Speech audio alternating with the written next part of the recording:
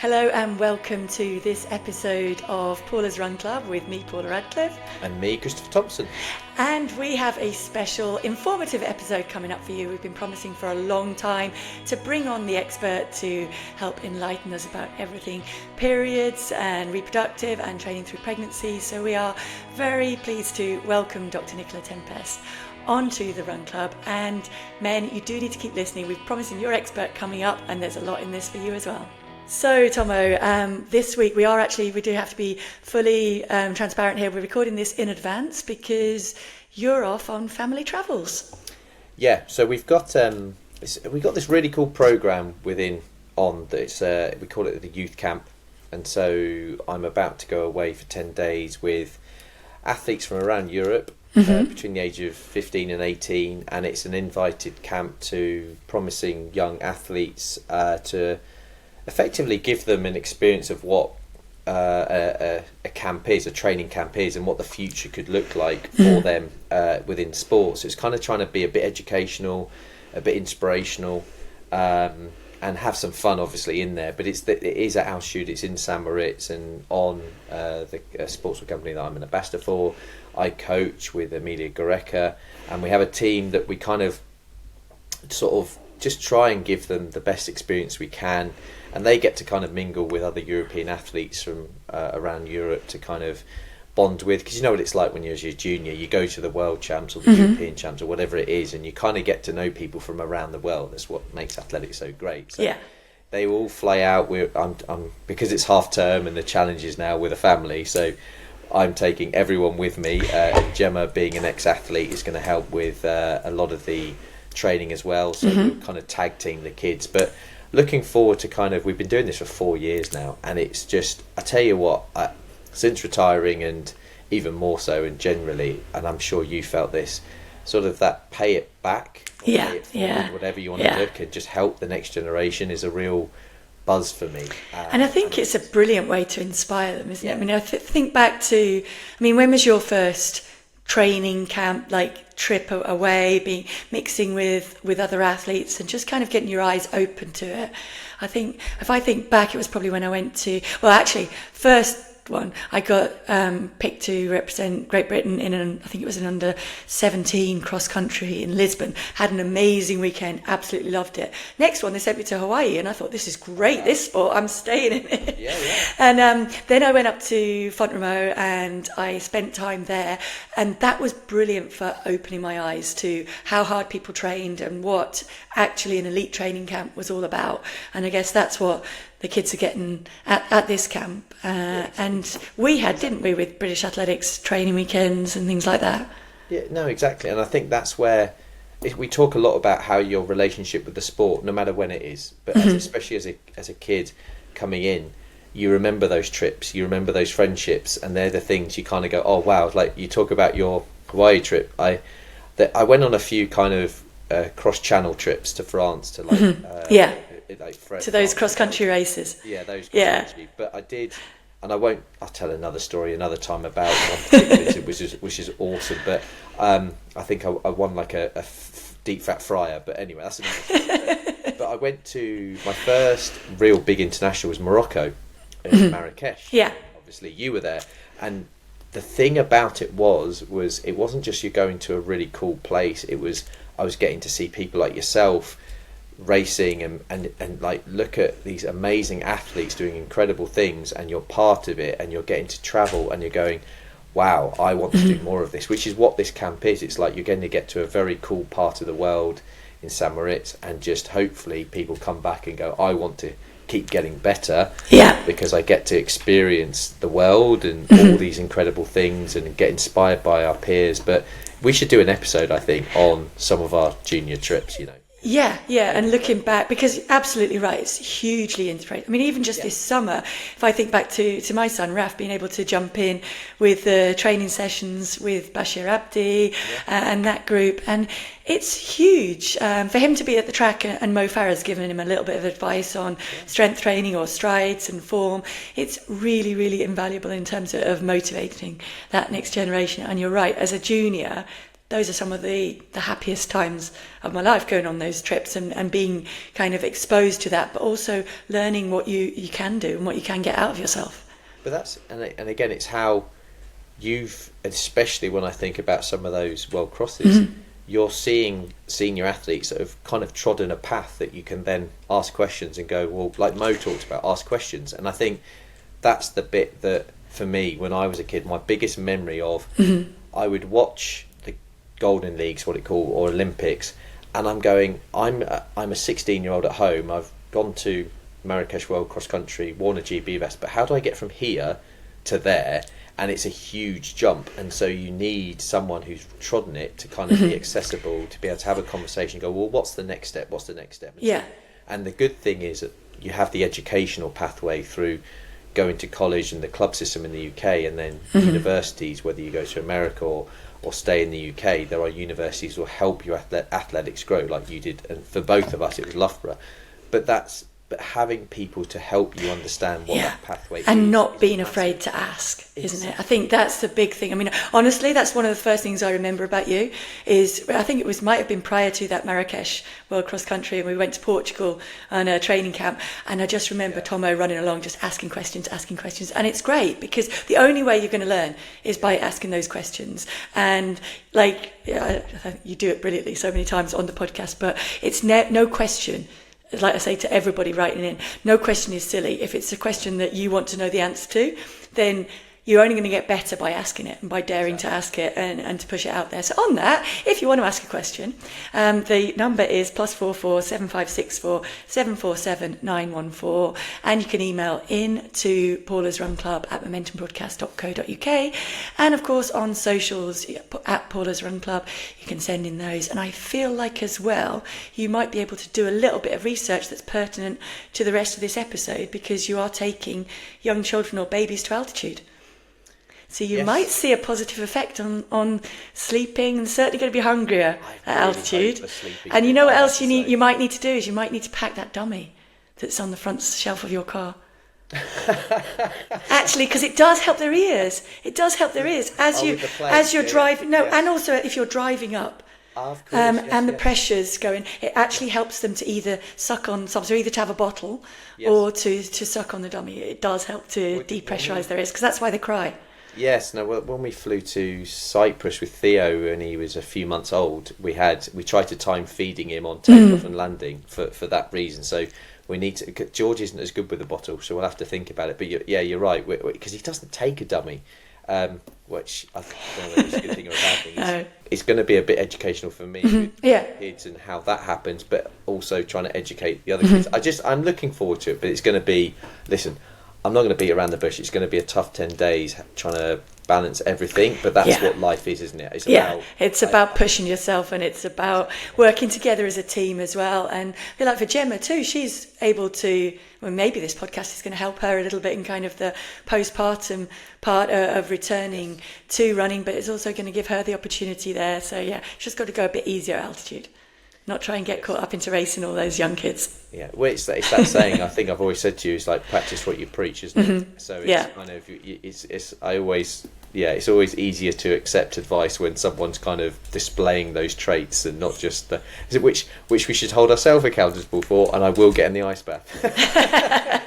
But on that subject of advice, let's get into the chat with Dr Nicola Tempest. She is an expert on female health. She's a gynecologist, female health, reproductive specialist, and this one we're going to talk all about periods, what to expect, how to manage your training around them, what is normal, what isn't normal, how it's all best for you, and also that all important training through pregnancy, what is best to do, and afterwards as well, recovery. So let's get into this chat with Nicola.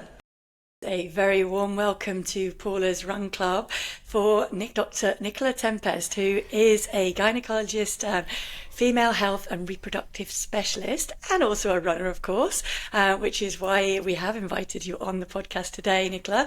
And thank you very much for joining us to help, I think, with so many different zones of advice, if you like, ranging from adolescents and young girls going through puberty, just starting their period, all the way through, if we have time to cover it right up to menopause, because I do think there are so many areas of the female body and the female health balance that kind of maybe just need to be understood a little bit more to get the best out of your running when you are in those zones. Would that be fair to say? Yeah, I think it would be really fair to say. I think there's been an explosion recently about kind of exercise and when's best to exercise and when's not best to exercise. And I think each thing needs to be taken with a little caveat of various different information. But thank you for having me. Thank you. So why don't we start off with the first area, I guess, when young girls are first coming through to puberty, they start to experience their first experiences of periods, and maybe already involved in sport, or maybe it's around that time they're starting to find a sport and to find running, and it can affect your body in lots of different ways, can't it, particularly in the beginning? Yeah, it really can, and this is a really difficult time because we want people to carry on exercising. We know it's really good for you, but this is a time where we see lots of people fall off and stop exercising because they find it embarrassing that they've got changes in their body. They don't want to tell people that they're having their period, and there's just kind of a lot of misinformation regarding around periods, and I think it's a time that we need to embrace talking to people so that everybody can have an open dialogue. We know what's going on. We can ensure that people have got the right knowledge and just the basics about period products and what's best to use, what's not best to use,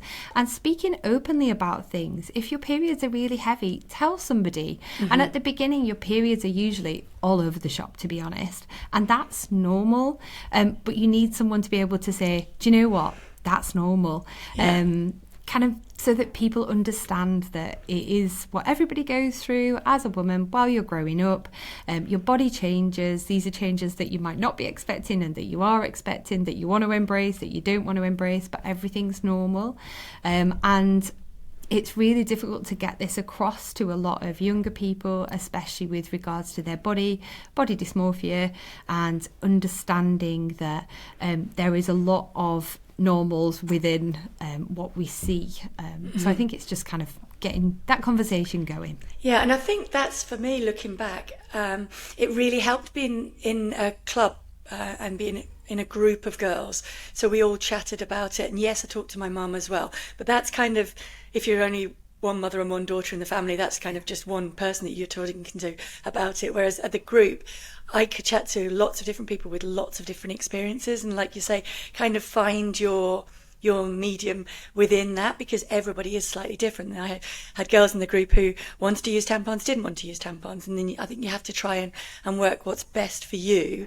And for me, certainly in the beginning, I think running helped alleviate a lot of the symptoms.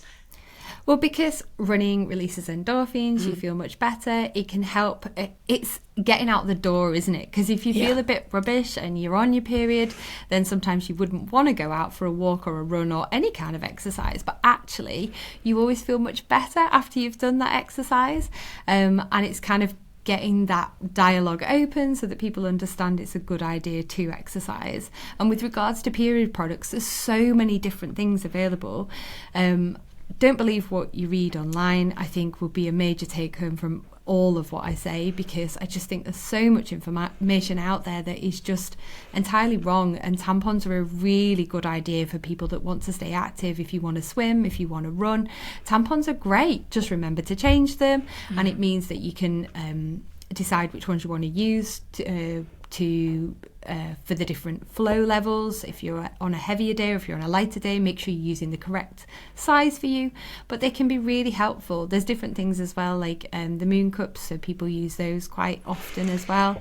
And I think it's having that information, but also understanding when things are abnormal. So if you're having periods and they're really heavy and you're wetting through onto your bedclothes, or in school and you're not wanting to go because you're wetting through onto your clothes, you're flooding, then that's not normal, and you need to see somebody about it, because we can help you. Like, there are treatments that people can go on to alleviate these symptoms. Please don't struggle at home. Yeah.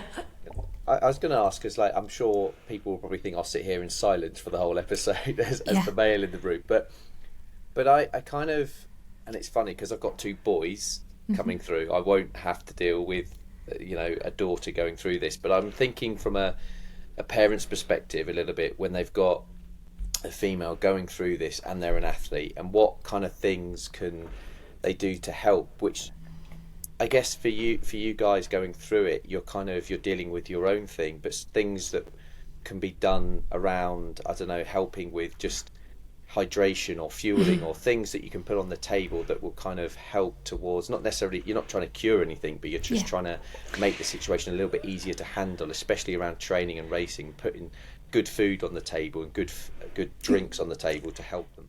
Yeah, I mean, we did have to explain to Thommo that while hydration is super important, you never take away the chocolate.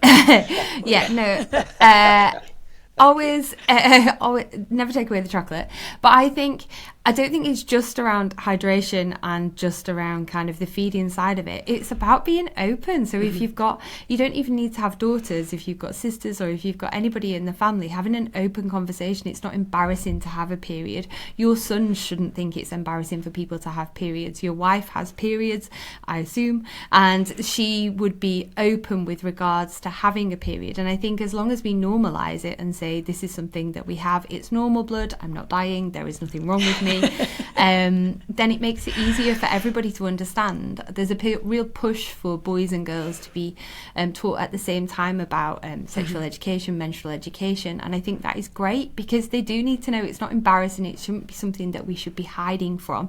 It should be something that everybody knows about, because then if we normalise what a period is, we can understand when it's not normal. So if you've got pain that's making you bent over, you're vomiting, you're missing school, you're missing training, your periods they're flooding, if there's all of these kind of things going on, then you understand that that's not normal and you can seek out help for that. So let's go through some of the things which are normal then to expect. So I mean, your temperature will rise slightly, you might be sweating at night just before, that's one of them, right? So do you mean when you start your periods? Yeah, just before you come on. Before you start your periods, you're going to have lots of changes in your body, and I think these can be quite difficult to manage to start off with. And we discussed before about making sure you're fueling your body right. And if you don't like the changes that are going on with your body, I think it's sometimes difficult to fuel your body right, because you want to kind of avoid the changes. Maybe you don't want boobs, you don't want hips, you don't want a bum, and actually they're just normal things that will happen for most when you go through puberty. So it's kind of embracing them and making sure that you continue to eat, especially if you're training, and it's kind of getting that level of fuel in means that you will be able to produce your better kind of race day or any kind of exercise, any training that you do. At the beginning, your periods are often very irregular, and that's really quite normal because it's your body getting into a rhythm. You've got all these hormones going on and you'll just keep throwing off an egg. And when you throw off an egg, 14 days later, you will have a period. And so it can be all over the shop, really heavy, light. And it's kind of understanding that you probably need to have period products with you most of the time. It will get into a degree of normality and a degree of regularity at some time, but it can take a little bit of time. And if you are an athlete or you are training, it's totally normal, isn't it, for it to be a little bit later than your mates at school?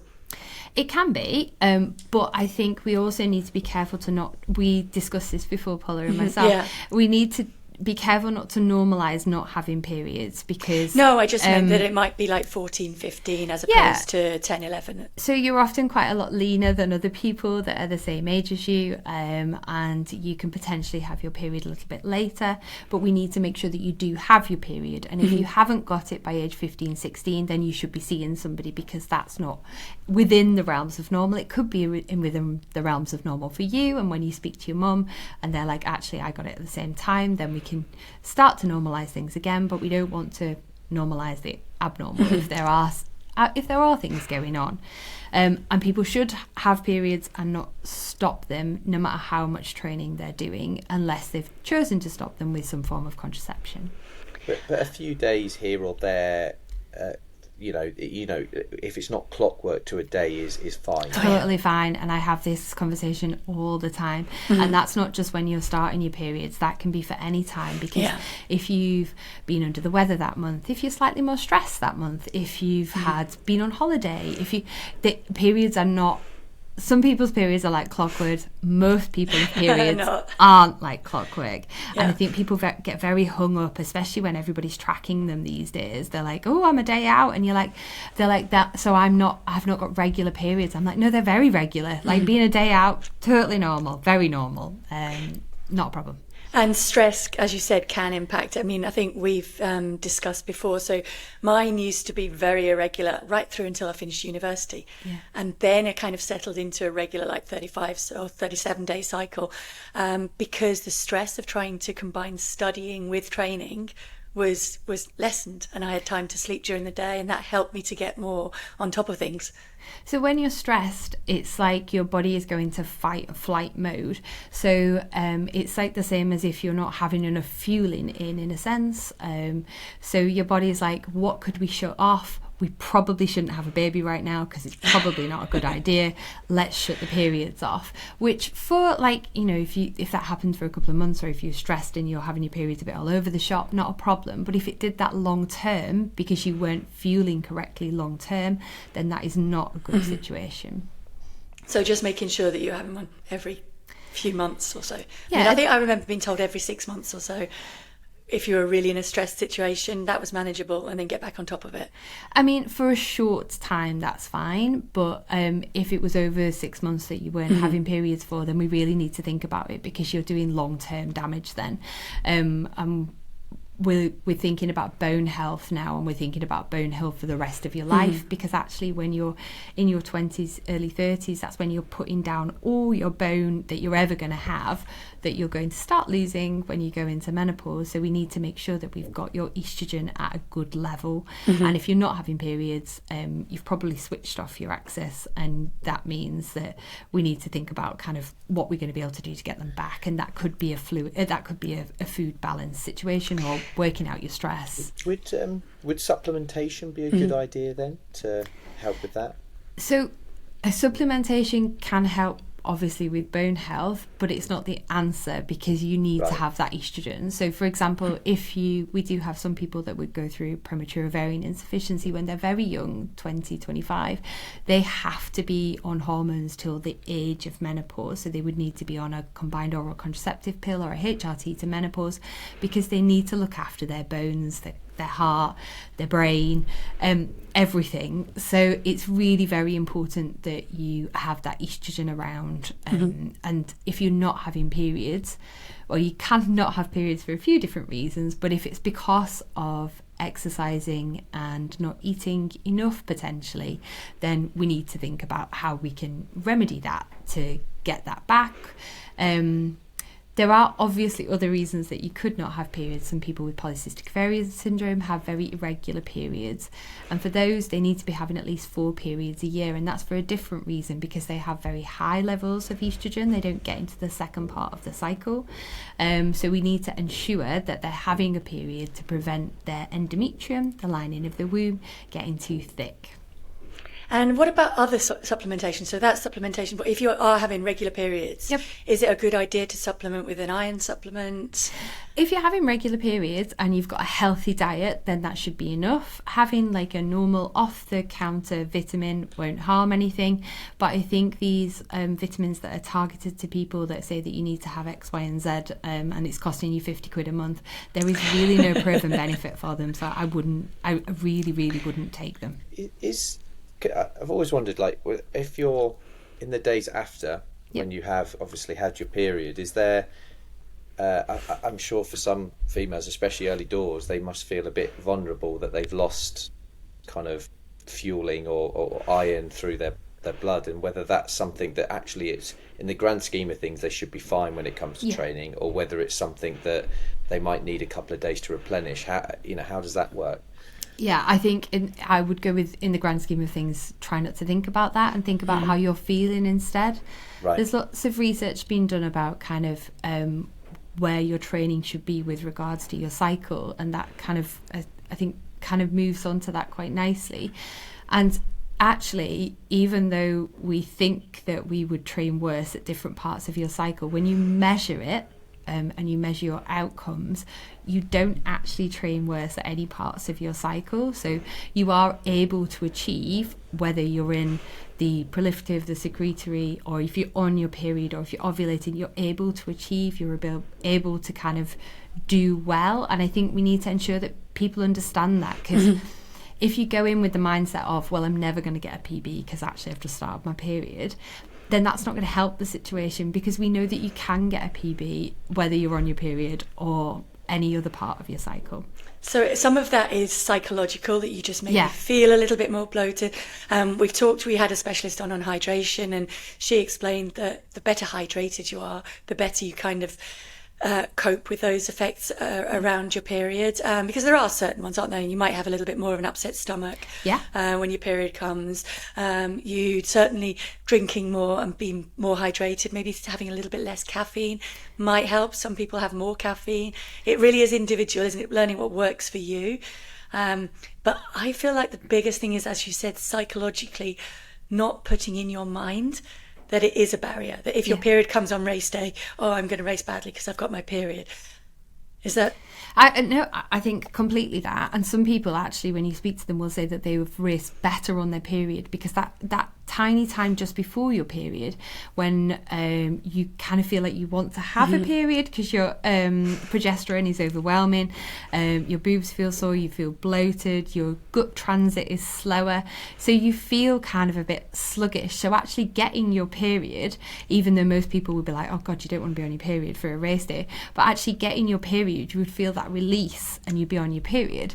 The problem is the period would come with other issues, because you would have to think about, if you're running, say, a very long run, when are you going to change your tampon, because it's probably not going to last for the whole entire run. And some people would have much worse cramps than others, because we've said before that, yes, cramps are relieved by doing some exercise, but for some people the cramps would be too bad to exercise. So there are bits in each part of the cycle that would make you feel differently, but I think you need to kind of understand your body, and the more you understand your body, and I think people, especially athletes and people that are doing lots of exercise, are really good at understanding their body and knowing where they are in their cycle, then they can shift things. You might need a little bit more relaxation, you might need to have some recovery time, or you might need to go for a kind of a vigorous exercise session, and you know that you would feel better. Everybody's going to feel really different.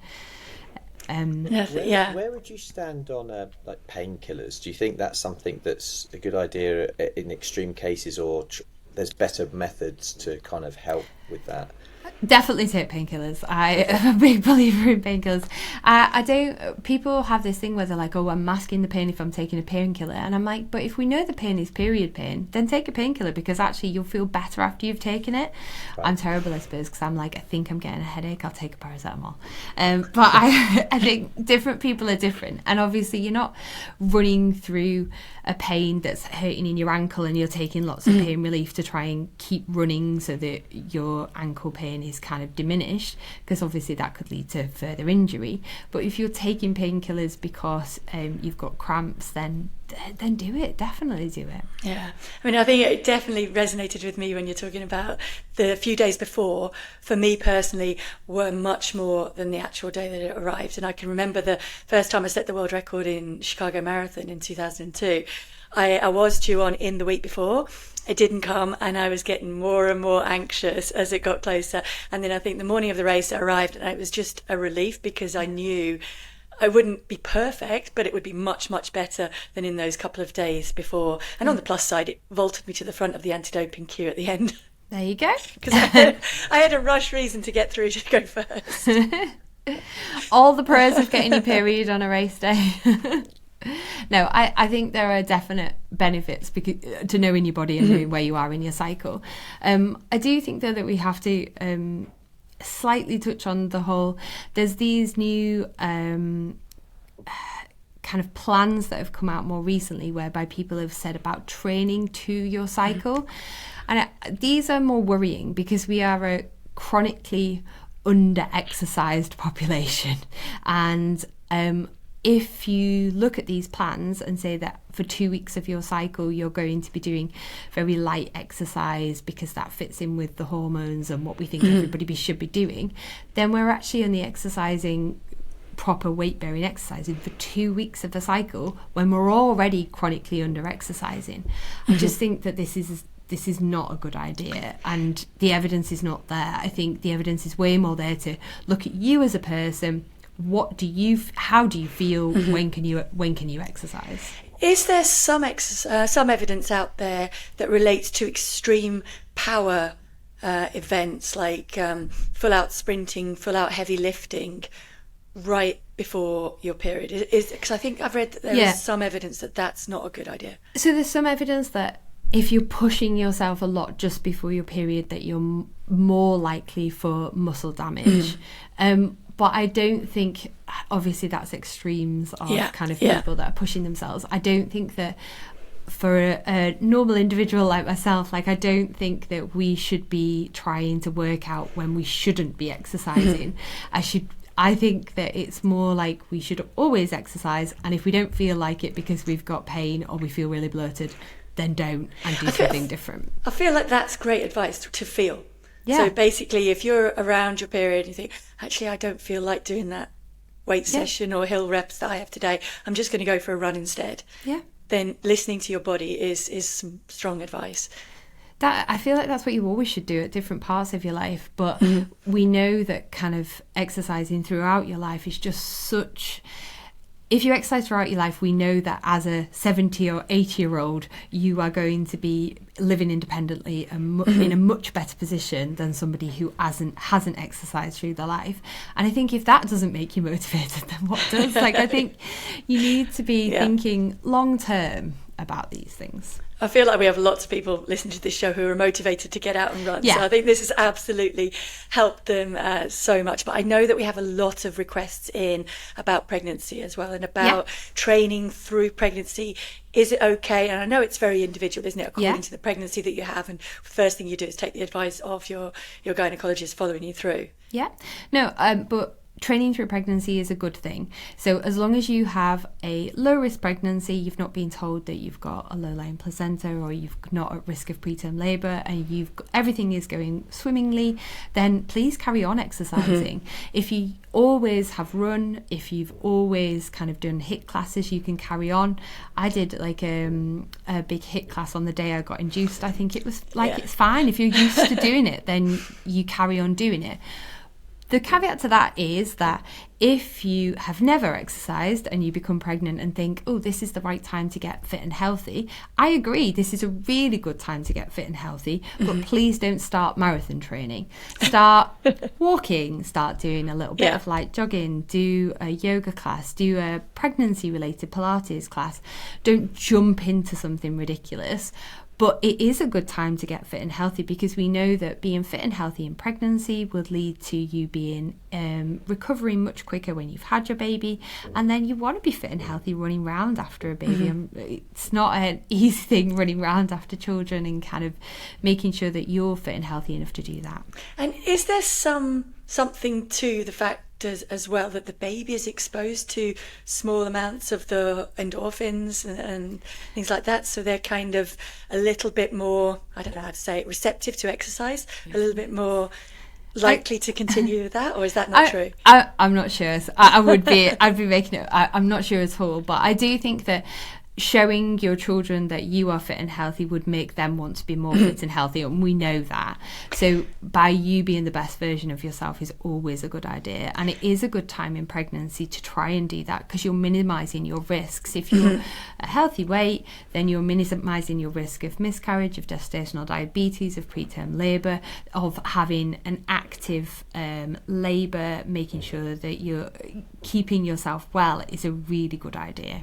And are there ground rules? Because I remember being told, like, never start a run hungry, always fuel really well around a run, be well hydrated, and make sure that your core temperature didn't go up, so don't exercise in super hot conditions. Yeah, so keeping yourself hydrated, completely necessary. And also because you've got a larger blood volume, you're more prone to fainting as well.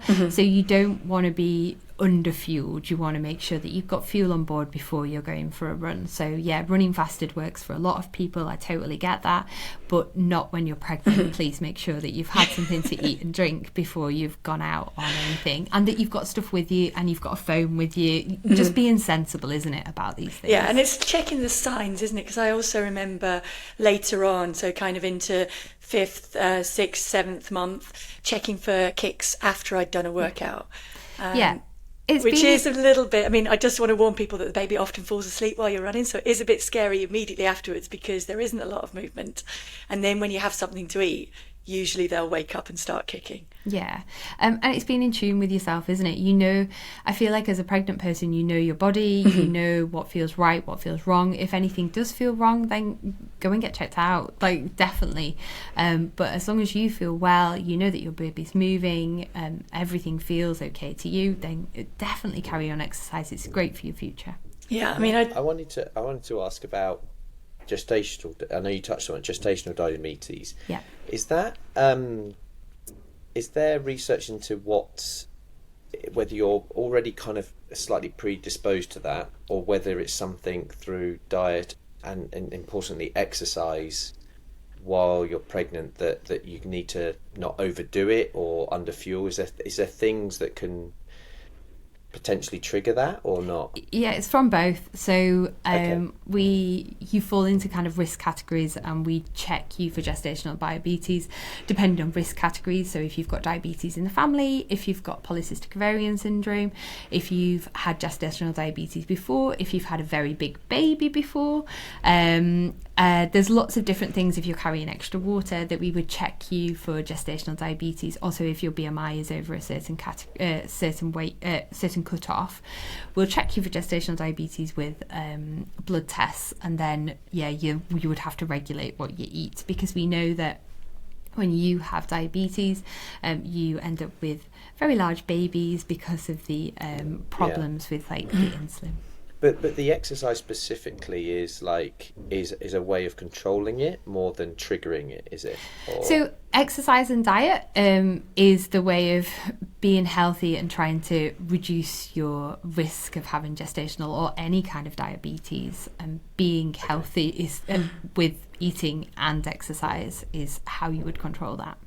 And what about the specifics of actual, I guess the practical side of running through pregnancy? So things like, I mean, I used a sacroiliac support belt and compression clothing to support the bump, running off-road. I remember your shoe size goes up a little bit because the ligaments are spreading. Yeah. So all of those things are completely normal. Yeah. And people say maybe don't run off-road, but I actually felt safer running off-road because the surface was softer. Yeah, I think because everything is softer when you're pregnant, so you've got lots of progesterone around, that you're at more risk of kind of twists and sprains and that kind of thing. So being sensible, but also a lot of people will find that running actually is just not for them even if they have run, and that's fine. You will be able to get back to running, but it just might be while you're pregnant. If the baby's very low, you might feel like you need a wee all the time. I remember that the bladder gets so bruised it would take a couple of days to recover from it. So wearing a band can help. So people use these for pelvic girdle pain as well, to kind of try and kind of pull everything in so you feel a bit more supported, really. But it's a bit like a massive tuber grip, isn't it? Yeah, and I found that it also helped postpartum as well, in terms of, because it does, I mean, it takes time after you've given birth, doesn't it, for your hips to come back to where they were before, and all those ligaments to tighten up again. And I certainly felt that running with that belt, because it's Velcro and you tighten it and adjust it, so kind of as you reduce back down and as you grow back up during pregnancy, you can move it around to support you. Yeah, and some people, again, it's going to be very individualized when you've had your baby, and I think it's very difficult when you see people that have bounced back into a bikini body in a week's time. And yes, some people do that, but most people don't, and you're still at home wearing some kind of big nappy trying to feed a baby and do your hair. It's not that you're going to think about going for a run, but that's fine. I think just choose your own normal at that point. Everybody's going to be very different. And then a lot of people obviously have a cesarean section, which is major abdominal surgery, but despite that, we go home from hospital and look after a baby within 24 hours. So I think people need to give themselves a break sometimes and just be like, wow, this is what I've achieved, and we've managed to have a shower today, and myself and my baby are fed. We're doing fine. I think that's great advice, because I do really feel that especially the first couple of weeks when it's just you and your baby, that's time you're never going to get back again. That is a precious time, and make the most of it, and don't be worrying and stressing about trying to get out for a run, get back onto that. There's plenty of time afterwards, because actually there is a lot of evidence, isn't there, that the hormones after pregnancy keep working for a good 8 months or so. Oh yeah, you're going to be depending whether you breastfeed or not, depending on how you deliver your baby, your hormones are all over the shop, and you will be massively hormone deficient after you've had a baby, and if you're breastfeeding as well. You're kind of like in the menopause, so in a sense you might have like boner aches, night sweats, vaginal dryness, lots of different things, and it's just because you've had a baby, and these are not normalized. We don't get told about them, and I think on top of that, when we're saying, and also you need to get back in a bikini and get running and you've got something to do, that's fine, you can do all this, but make sure you're doing them at your pace and you're exercising when you want to. And yes, it's really good to get back into exercising, and I've said it's so important to exercise in each stage of your life, but don't make it kind of like it's a decision that you want to do, not something that somebody else is putting on you, I think. And just quickly, supplement-wise as well, because that is something, there are certain supplements, certainly when I was pregnant, like folic acid, that you are told you should take. So folic acid is the only proven supplement for anything related to kind of pregnancy. You should take this for a few months before you want to be pregnant, and this will try and prevent a neural tube defect in a baby. And genuinely, this is the one thing that there's been debates worldwide about various different vitamins that have not been proven, and different things that people have spent a lot of money on, but folic acid is the one thing we know is really very good for you to have if you're having a baby. And the other one that I found unusual, because I had my children in the French healthcare system, Monaco healthcare system, and here the babies are supplemented with vitamin D. Oh, okay. From the beginning. Is that something that's unusual? Or? I mean, we are notoriously vitamin D deficient as a nation, because, the lack of sunshine. So most people that you check will be vitamin D deficient, so it's not a bad idea to take vitamin D. It's not something routinely given here, but it's definitely not a bad idea. And it's something that maybe the mothers, is there something you should take afterwards when you're breastfeeding? Yes, just to keep your minerals up? So there's like there'll be a vitamin that you can take, like a pro-conceived vitamin, a vitamin while you're pregnant, and a vitamin after pregnancy. And you can buy them kind of from any supermarket or different place, and this will have all that you need in it. You do not need to buy expensive vitamins that have not been proven to make any difference. I think having one vitamin that's got all of your requirements in is a really good idea to make sure you're on top of things. There are some people that will need further supplementation, so if you've had a bleed after you've delivered, it might be that you need an iron supplement, that you need a vitamin D supplement. But on calcium, the whole, sometimes people do need that. But on the whole, people will be fine if they just take just the one kind of supplement. And again, hydration is super important when you're breastfeeding. Oh my gosh, massively important when you're breastfeeding, and it's really good because you burn loads of calories as well while you're breastfeeding. You can basically spend your time eating and just staying hydrated. It's eating and staying hydrated. But it's important to stay hydrated even if you're not breastfeeding, because you'll be having kind of hot sweats, using a lot more energy. So making sure that you've got a water bottle with you and that you're well hydrated is always a good idea. And practically, just to answer the myths out there, so your breast milk does not taste bad after you've been for a run? No. But it might be more practical to feed the baby first, just because it's more comfortable for you going running. Well, definitely it'd be more comfortable for you going running, and you might need to feed them as soon as you get back as well, especially in that first few weeks when your breast milk is going up in what you make. And actually, the only other question I was going to ask on that subject, just by trial and error, because when I had my children, I got back into training. I found it practical before my run to feed one side, pump the other side. And then actually I ended up giving that extra pumped milk from the morning at bedtime. Yeah. And that helped them, I'm sure, to sleep through. Is that just a myth, or is your milk richer in the morning?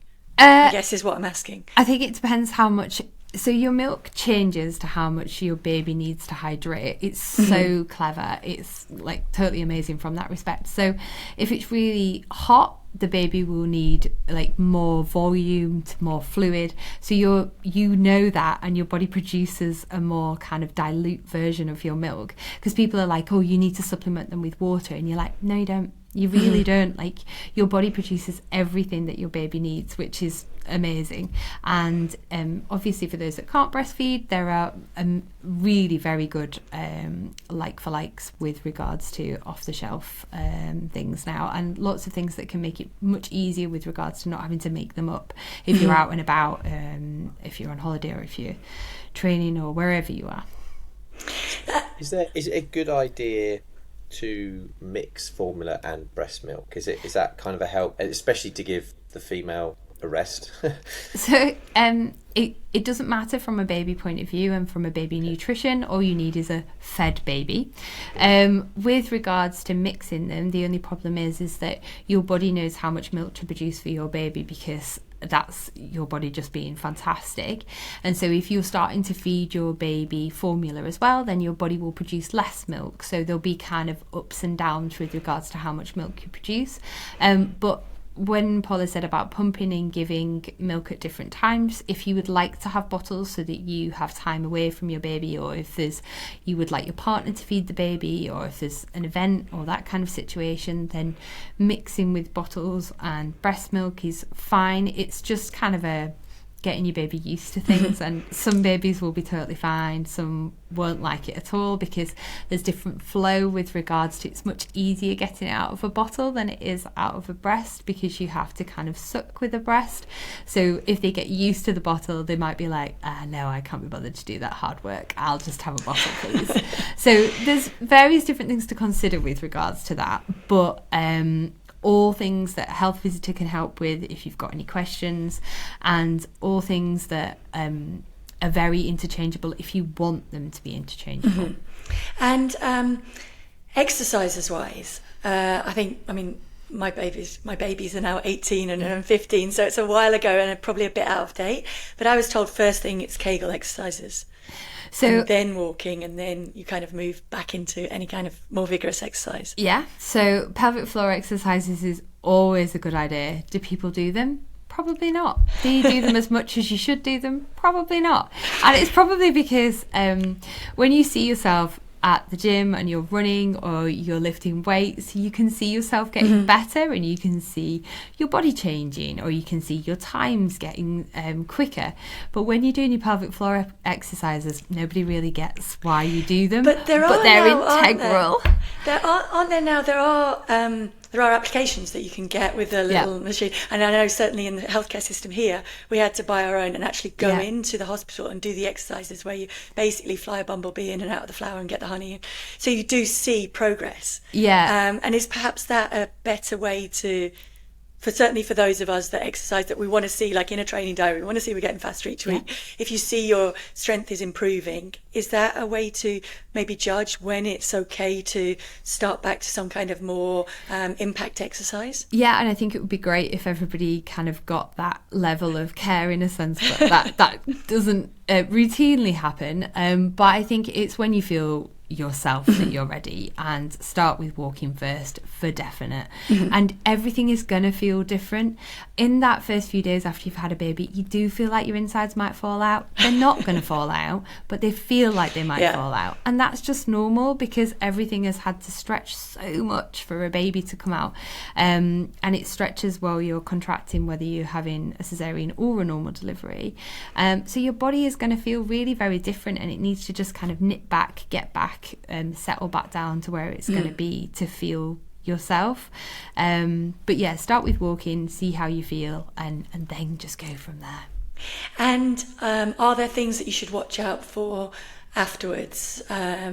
After my daughter, I was fine. After my son, I did actually get a postpartum hyperthyroidism, which was quite scary because I didn't understand what was happening to me at all. Just that my heart rate was higher. I was losing weight despite the fact that I was eating a lot, and it was concerning. And there was nothing essentially that I could do other than just wait for it to settle. Yeah, there's lots of things that can happen postnatally that can feel abnormal, and I think if you have something that you don't think is normal, then see somebody about it. And I would say on the whole, we can just say, nope, that is normal, that will change, that will get better. That is a new normal for you. That's something that we need to refer you to physio for. Everybody goes through a little bit of a different kind of trail after they've had a baby, and each baby is different. If you have more than one baby, it's not going to be the same track for both of them, and I think being open and having a discussion with the people around you and making sure that you've got kind of healthcare around you if you do need it. Yeah, and just taking your time coming back, but ultimately there is that evidence, isn't there? And it might just be because we feel happier. We've got a little baby that we're really happy to have in our lives. But generally, women do come back and run stronger after pregnancy. Yeah, and you've got the determination, and you've got something more to prove, and you want to show that you're still the person that you were before a baby. I think exercise has got so many benefits, not just from your body and making you healthy from that side, but from your mind and making sure that you're kind of in a good headspace. It's really good, like running, giving yourself some downtime. When you've just had a baby, it's very intense. There's usually a lot of people around you, lots of visitors, various things going on.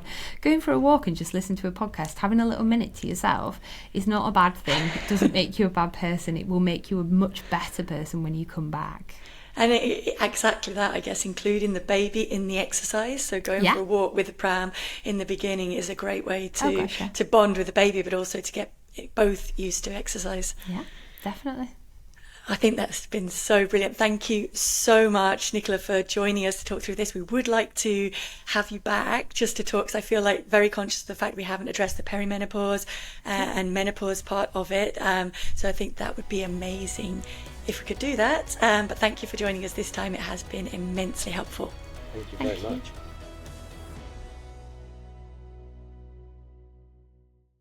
That was absolutely so interesting and so informative from Dr. Nicola. Thank you so much. As mentioned, if you do have any questions relating to that or in general, please send them in to that WhatsApp number +44 7564 747 914, or you can email them to Paula's Run Club at momentumbroadcast.co.uk, or indeed on socials at Paula's Run Club. And as promised, I absolutely do promise that we will get a specialist on to talk about the male, can we call it the male menopause, but the male hormonal side of it, male health all the way through, and basically combining that with running and helping you to get the best out of your body through your running and during your running. And that specialist will be coming up just as soon as we can locate them. And now it is time to move on to the High Five sponsored honours board. And thank you again to High Five for this. Everybody who gets a shout out and an actual high five on the honours board will receive some goodies to help keep you fueled and hydrated through all of your training. And if we crack on with the first one on the honours board, that actually came in from Poland. Hi, Paula and Chris. For years, I've cried every time I watch the marathon, yet I told myself that I couldn't do it because people like me don't run marathons. I thought it was only for superhumans. Well, that's not true. I've been running for years, never able to do more than 5k, and last November decided to take it seriously and got myself a coach. In April I ran my first half marathon and started to think about what was possible, and on Sunday, age 48, I ran my first marathon in Poznan, Poland, my home city, and it was incredible. I finished in 4 hours 34:16 and incorporated a lot of your tips that you share in the podcast. The dreaded wall never came, and the hardest part of it was walking down the stairs today. Always is, I'm afraid. You might have to go forwards or backwards down those stairs. Thank you so much for the inspiration, motivation and the brilliant tips. That's from Joanna, and congratulations, Joanna. That is brilliant that she managed to get through that, enjoy it so much as she did, and walking down the stairs will get easier the next few days. Fantastic. And I think you've got another one on text, I believe. I do have another one on the text, and this is actually a special one that's very close to my heart. So I don't know if I've mentioned the fact that I started out at Frodsham Harriers. That was my very first club, and my very first coach was a guy called George Bunner, and he actually invented Sports Hall Athletics. So he kind of developed the turnaround boards that Sports Hall Athletics uses, because we trained on a grass track, and in the winter we had to go inside a sports hall, and that was to help us do the longer running inside and be able to turn around easily every time we hit the wall at the end. So we bounce off those turnaround boards. I know what you mean. The angled things. Yeah, they just lean against the wall, and you basically just put your foot on it and jump back and go back the other way. So this comes in from Matt Larkin, who is a member of Frodsham Harriers, and he said he's been happy to hear the mention of Frodsham Harriers on the podcast. He proudly wears the black and orange, which I might still have buried away somewhere, because I'm a bit weird like that in terms of keeping old club vests. My oldest son was lucky to train with George Bunner in his early years with a club that George had to step away from coaching, before George had to step away from coaching, and George was an ever-present elder statesman of that club at the famous, fabulous Sports Hall indoor athletic competitions that he helped to develop. So he is nominating George Bunner for the honours board. I'm not sure how we get the high five goodies to him. We might have to send them to you, Matt, and have you pass them along, and in fact to everybody at part of what is now Halton and Frodsham Harriers. But yeah, a blast from the past for me there, and a big shout out to George Bunner. I have fond memories, along with Mrs. Briggs, who looked after my little cross-country team there from my first runs around Frodsham Harriers. Fantastic. But apologies to go slightly tangent when you said about that board. Have you seen those videos of those Japanese runners inventing a new U-turn method of spinning and going? Oh no. It's really cool. We'll have to find those and drop those in. They always try and find ways to be more efficient, and it's like they sort of run, but then they kind of do a spin. You'd have to look at it, because I'm not going to do it justice, but maybe they just need to get one of those boards on the corner of a switchback, and that'd be a better way of doing it. But anyway. Brilliant. Two very worthy honours board mentions. And of course, given that this is now going to be dropping after New York City Marathon, let's add on to that everybody who ran there, and let's really hope that everybody who raced in New York, ran in New York, I hope it went well and smoothly for you, and that you came along and joined our shakeout. Yes, and you're gonna you'll have to try and see if you can interview the winners. Oh yeah, I'll try. Yes. Right, this one comes in from Michael Toomey. Returned to running at 64, now running for country at masters level, which is fantastic. Enjoy the podcast, thank you. This is a long email, so apologies. I will try to paraphrase this a little bit, but in 2023 my daughter was training for London Marathon and asked if I wanted to go to run. I was 64 and decided to find a pair of trainers and join her for a 5k run. When I got home I virtually collapsed on the sofa, where I stayed for pretty much the rest of the week. He used to run back in his 20s and basically did not run for 37 years. Wow. After running with his daughter, he tried to go for another run and he lost 22 kilograms, going from 85 to 63 kg, and entered the Cardiff Half in October 23. He since then has caught a bit of a running bug, and he's learnt a lot about running, included a lot from our podcast. Very kind. He's learned things like consistency is the biggest driver. I also learnt that it's important to run with others, which he recalled you, Paula, speaking once about arranging to run with others as it provides accountability, which is awesome, which I totally agree with. It's one of the big things, I think, to keep things fresh. And he also talked about the physio being on, which stressed the need to listen to whispers from the bodies for readings. I have regular sessions with the physio. I'd like to add, about 8 years ago, he had 2 arthroscopies. Arthroscopies. Thank you. I'm not frightened to say I have a bit of dyslexia, so apologies for butchering that word. On my right knee, and was due to have one on my left knee. The NHS physio, and I remember the discussion I had with her. She told me not to run, and I didn't then. I asked if I could go on long walks. She said gently. I asked if I could swim. She asked what stroke. I replied breaststroke. She said probably not. I then finished by asking her prognosis. She said it would take it easy until you need a knee replacement. I left the surgery somewhat despondent. My knee issue continued until I started running. Figure that one, which is a bit like Joe. There's a bit of Joni in Yeah. And the physio at the cell at the moment is a sportsman and currently takes a different take.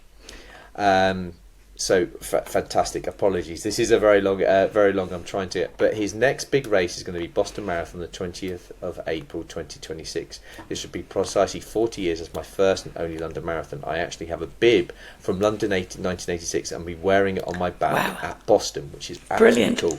I've been putting up some poorly made reels on his words, not mine. Some poorly made reels on Instagram, setting out my journey to Boston at Mike Runs Again. If anyone has absolutely nothing else to do, please tune in. Great podcast, but thank you, Mike. Fantastic. Apologies, I have paraphrased that a little bit. There is a lot there, lots of great stuff. Thank you so much. And the main thing is that he's on the honours board because he has managed to get himself back running, and in fact the running has helped him get over those knee issues. So congratulations to you, Mike, and the very, very best of luck in Boston. And maybe those high five goodies will help get you through that. And if you do want some more high five goodies, we can give you a discount code, and that'll get you 25% off. Head to highfive.co.uk and put in the discount code Paula25, and that will get you that. We do still have that discount code running for NordVPN as well. That is nordvpn.com/Paula's Run Club, and you can head to that and essentially just protect all your security online, as well as being able to continue watching whatever you normally watch at home, wherever you are on your travels around the world. And don't forget that wherever you are on your travels around the world, you can still get in touch with us as well. Thank you for listening to this podcast, and you can send in any questions on WhatsApp to +44 7564 747 914, by email to Paula's Run Club at momentumbroadcast.co.uk, and of course on socials at Paula's Run Club, and we will endeavour to get back to you as soon as possible. Thank you for listening to us. This has been a Momentum Broadcast production, and we look forward to seeing you on the shakeout that drops on Thursday and catching you next week. Thank you.